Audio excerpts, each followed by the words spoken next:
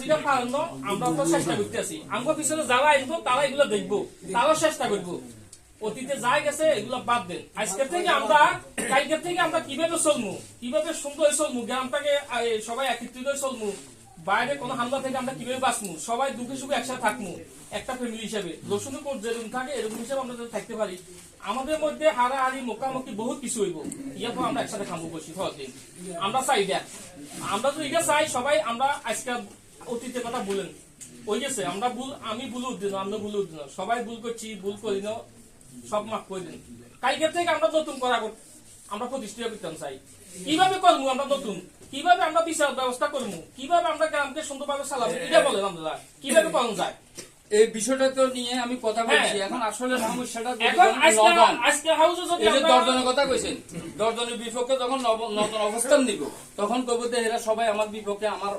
বুঝতো না আমার বিপক্ষে অবস্থান নিব। কাগজ শোনো